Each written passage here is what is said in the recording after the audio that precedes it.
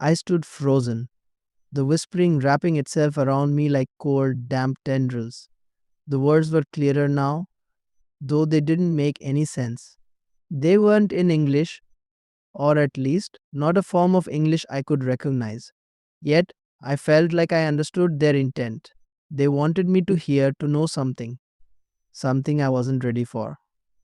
My flashlight flickered, the beam stuttering as if it were struggling to stay alive. My heart raced as I swung the light toward the corners of the room.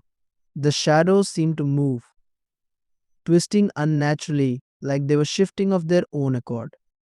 And then I saw it, a figure, barely more than a dark silhouette, standing just inside the doorway to the kitchen. It was tall unnaturally, so its head brushing the top of the frame. Its shape was indistinct, more like an absence of light than a physical being, but the longer I stared, the more defined it became. Long limbs, a crooked neck, and eyes too pale, gleaming orbs that locked onto me with a predatory intensity. I couldn't breathe, couldn't move. The figure tilted its head, just like the reflection in the mirror had, and took a step forward. No, I whispered, my voice barely audible. This isn't real. This can't be real. It took another step. The flashlight slipped from my hand, clattering to the floor and spinning wildly. The beam danced across the walls, casting erratic, grotesque shadows that seemed to mock my fear. I stumbled backward, my legs finally finding their strength, and nearly tripped over the edge of the rug. The figure moved again, its gait slow and deliberate, like it had all the time in the world.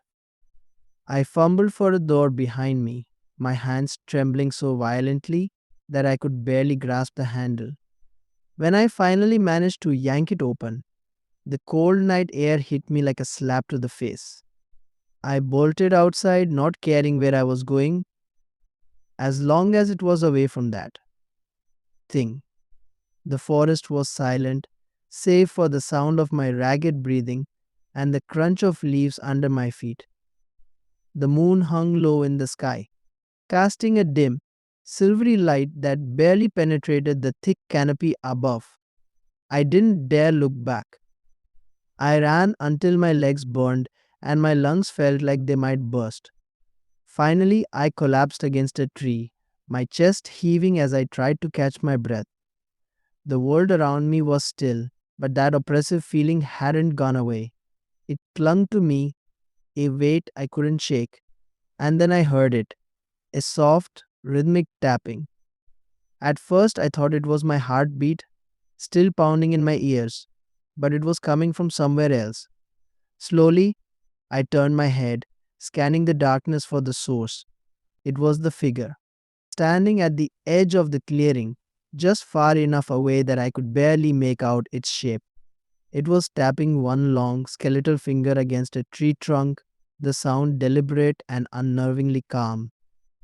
I scrambled to my feet, my back pressed against the rough bark of the tree.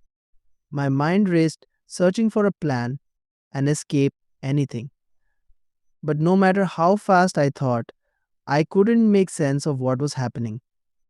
The figure stepped forward, moving with an unnatural grace, its body almost gliding across the ground. Those pale, unblinking eyes never left mine.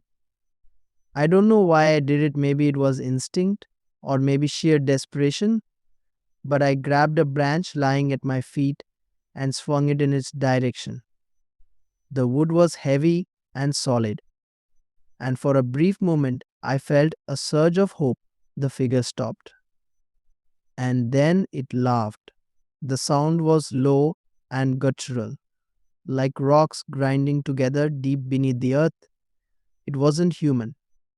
The branch slipped from my fingers as the laugh grew louder, echoing through the clearing. The figure raised one long, twisted arm and pointed at me, just like the reflection had in the mirror. I ran again, this time blindly, my feet tripping over roots and rocks as I plunged deeper into the forest. The trees closed in around me, their gnarled branches reaching out like skeletal hands. The laughter followed me, growing fainter but never truly fading. When I finally stopped, I realized I had no idea where I was. The cabin was long gone, and the path I'd taken had vanished. I was surrounded by trees, their twisted shapes casting long, menacing shadows in the moonlight. And then I saw it, a clearing up ahead, bathed in an unnatural glow. At first, I thought it might be a campfire or maybe even the headlights of another car, but the light was wrong. It pulsed, shifting between shades of sickly green and pale blue, casting eerie patterns on the ground. Against every instinct screaming at me to turn back, I moved toward the clearing. What I found there made my blood run cold. In the center of the clearing stood a circle of stones, each one carved with symbols I didn't recognize.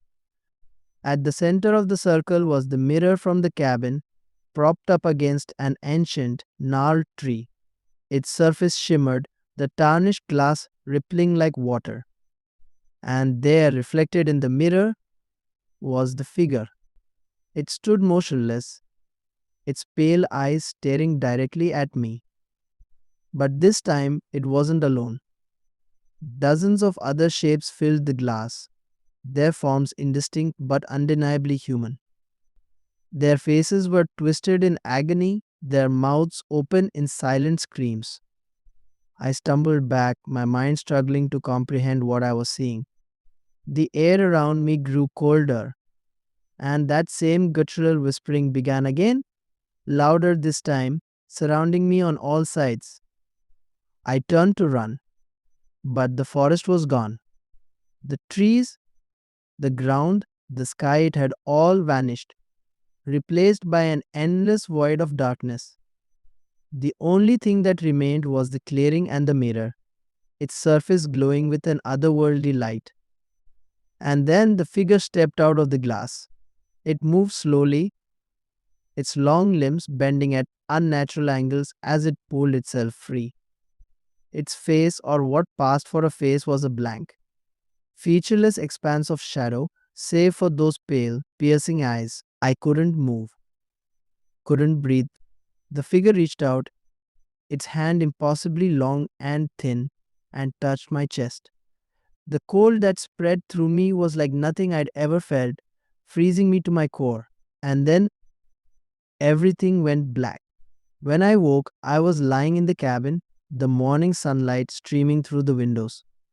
The mirror was gone, as was any sign of the figure. But I wasn't alone.